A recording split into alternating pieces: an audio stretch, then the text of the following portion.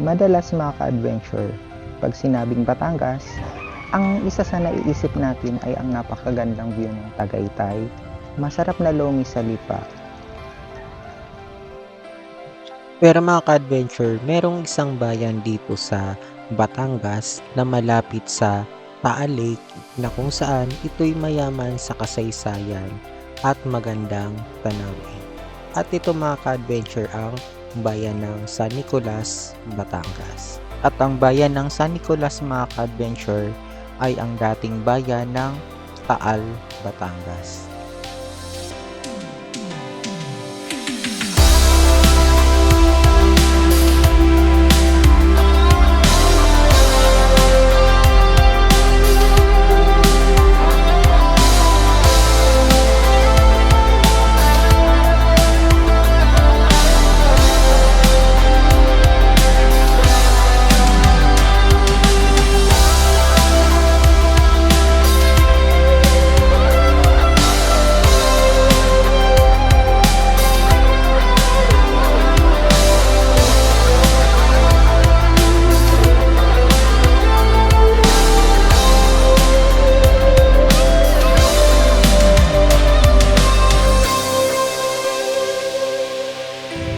So dito tayo ngayon mga ka-adventure sa isang tulay na tinatawag na Agoncillo San Nicolas Bridge.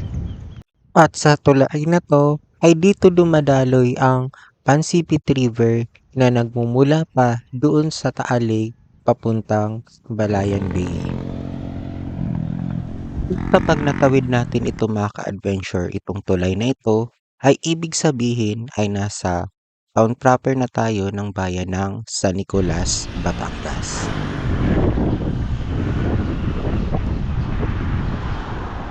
So tanghaling tapat at luwat ng katao-tao talaga na dumadaan dito mga ka-adventure.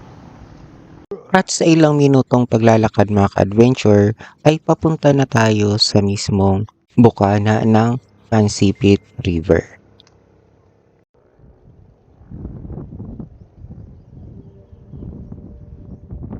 So dito pa rin tayo mga ka-adventure sa baybayin ng mismong Taal Lake at itong lugar na to ang mismong bukana ng Pansipit River. Sinasabi mga ka-adventure na noong 17th century, ang maliliit na galyon ay nakakadaan dito sa Pansipit River mula sa Balayan Bay punta dito sa Taal Lake. Ito mga ka-adventure ay para magdala ng mga kalakal papunta sa lugar na ito. Dahil mga ka-adventure, ang bayan ng San Nicolas sa ngayon ay ang lumang bayan ng Taal, Batangas. Mailalarawan natin mga ka-adventure na ang lumang Taal ay mayroong isang daungan na laging pinupuntahan ng mga bangka or malalaking bangka ng pangkalakal galing sa China at sasakyang pandagat ng mga Espanyol.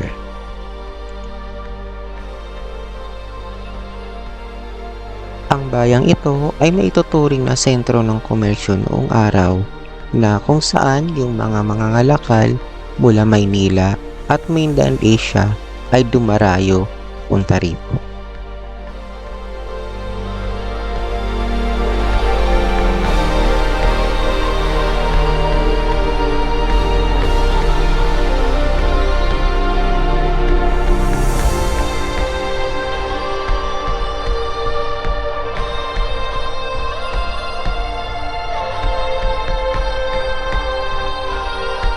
Galing nga dito mga ka-adventure ay kitang-kita nyo na yung mismong Taal Lake.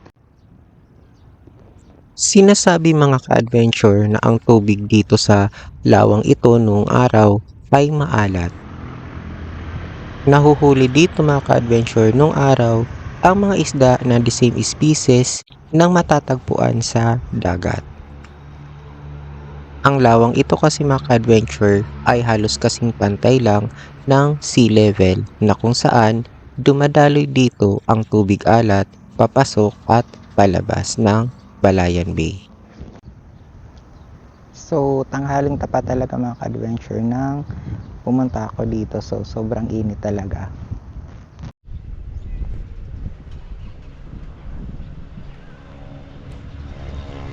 So dito mga ka-adventure sa Baywalk, mararamdaman mo ang payak at mapayapang buhay ng mga taga rito.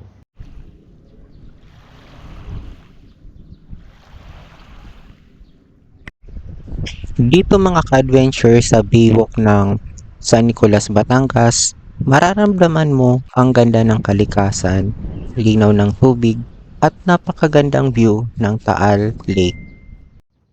Sa ngayon mga ka-adventure ay ginawa na nilang itong isang park na nakaka-relax puntahan habang tinitingnan nila ang napakagandang view ng Taal Lake at Taal Volcano.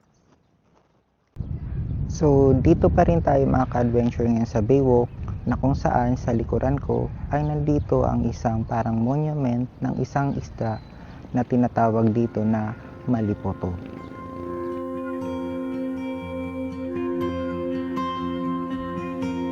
Katulad itong mga ka-adventure ng talakitok na nabubuhay sa seawater, kaya lang ang isdang ito ay dito lang nabubuhay sa Taal Lake na kung saan ito'y freshwater fish. Subalit mga ka-adventure, isang pangyayari ang naganap sa bayang ito noong 1754.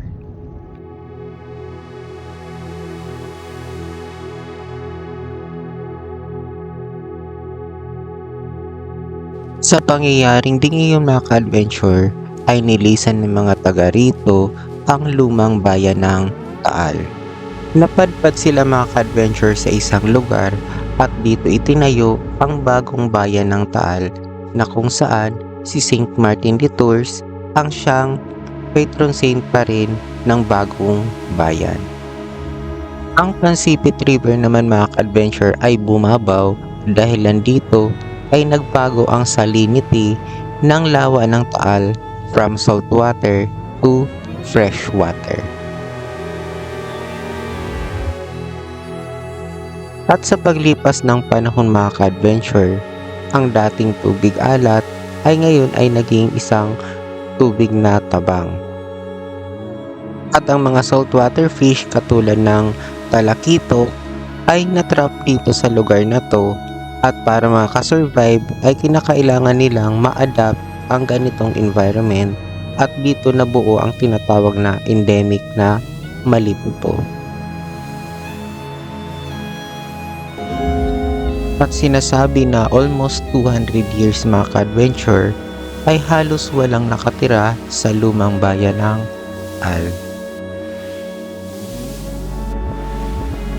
June 1, 1955 mga ka-adventure, nang ang lugar na to ay maging isa ng ganap na bayan na tinatawag na sa atin ngayon na San Nicolas, Batangas.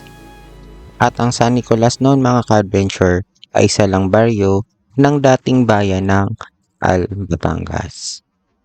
Mailalarawan natin sa ngayon mga ka-adventure na ang bayan ng San Nicolas ay isang fascinating at tahimik na komunidad sa tabi ng lawa ng Taal. At dito rin mga ka-adventure sa Baywalk na to, natatagpuan ang kanilang napakagandang municipal hall. Isang magandang gusali na naglalarawan sa tinuturing na pinakamaliit na bayan dito sa lalawigan ng Batangas. Ngunit ang bayang ito mga ka-adventure ay may malaking kahalagahan sa kwento ng kasaysayan at malalim na ugnayan sa pinagmulan ng kultura ng Batangas.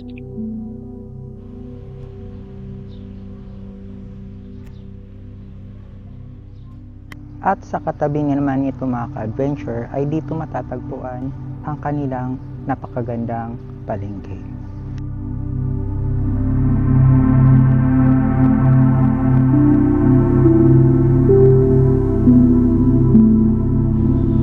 Di katulad mga ka-adventure ng ibang bayan dito sa probinsya ng Batangas na masasabi natin na pinupuntahan ng mga turista, ang bayang ito ng San Nicolas ay nananatili bilang isang simpleng bayan at mararamdaman mo ang rural atmosphere.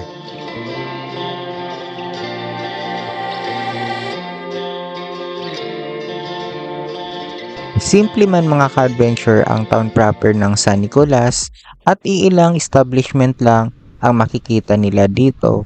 Subalit mga ka-adventure, matatagpuan sa bayang ito ang isang ruins na madalas puntahan ng mga turista na napapaloob dito mga ka-adventure ang kwento ng Lumang Taal, Batangas.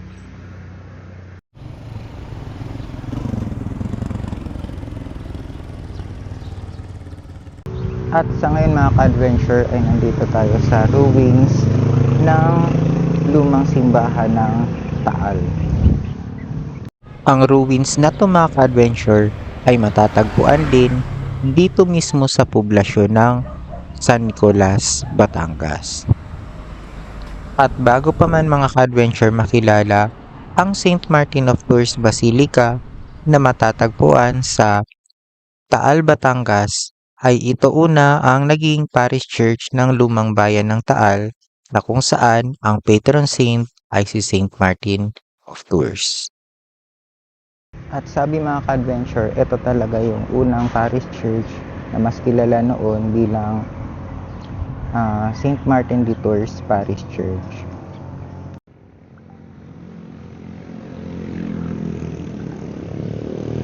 Sa pangyayari mga ka-adventure noong 1754, ang simbahang ito ay ang tanging alaala na naiwan ng lumang bayan ng Taal, Batangas. At isang sa masasabi mo sa dating simbahan ng Taal ay malaki talaga mga ka-adventure.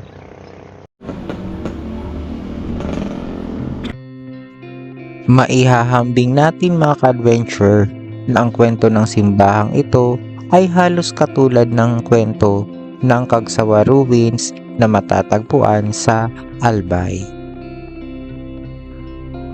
Ang ruins ng simbahang ito mga ka-adventure ay nagpapaalala sa atin na minsan ang bayan ng San Nicolas ay ang dating town proper ng bayan ng Taal. Sa ngayon mga ka-adventure, ang lugar na to ay hindi lang basta alaala ng lumang Taal, kundi mga ka-adventure, sumasagisag din ito sa katatagan ng mga tao dito sa lugar na to na patuloy na umaakit ng mga historian, pilgrims, and mga manlalakbay.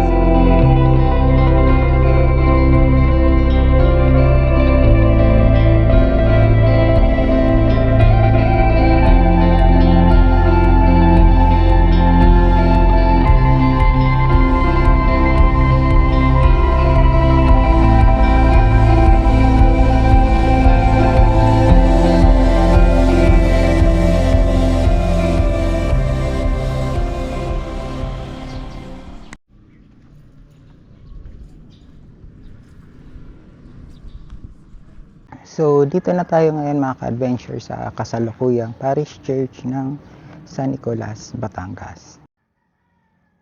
Kilala mga ka-adventure ang parish church na to bilang San Nicolas de Tolentino Parish Church.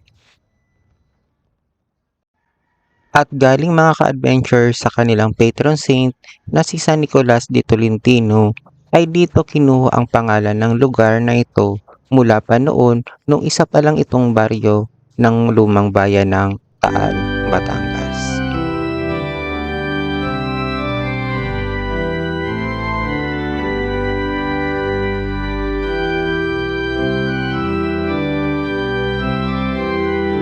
At ang simbahang ito mga ka-adventure ay maganda puntahan dito para magsimba, magnilay-nilay at mga spiritual devotion. Galing nga mga ka-adventure sa parish church na to ay halos abot tingin mo rin or abot tanaw yung mismong Taal Lake.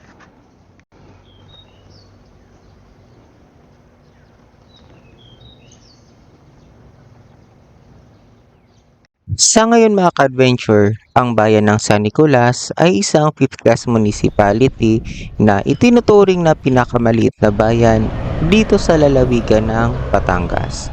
Ito rin mga ka-adventure ay may tuturing na pinakatahimik na bayan.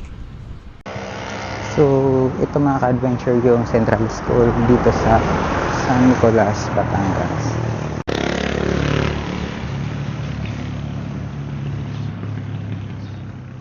At kung sakali mga ka-adventure na gusto nila puntahan ang lugar na to, mas mainam na may dala silang sasakyan. Kasi mga ka-adventure, ako ay nag-commute at sumakay ng tricycle mula doon sa Santa Teresita, Batangas. At tinaha ko mga ka-adventure itong Santa Teresita, San Nicolas Road para marating ang bayan ng San Nicolas.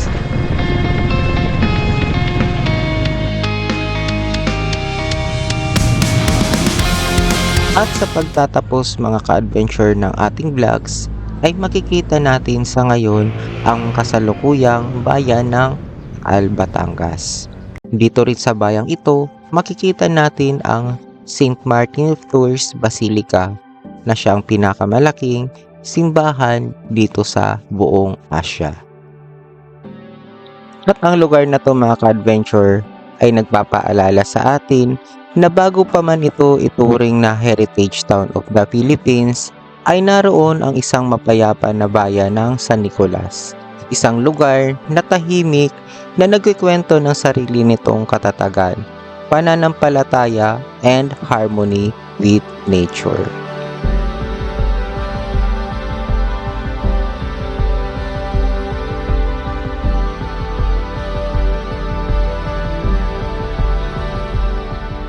And that's all for this vlogs mga ka-adventure, and thank you for watching and see you on my next video.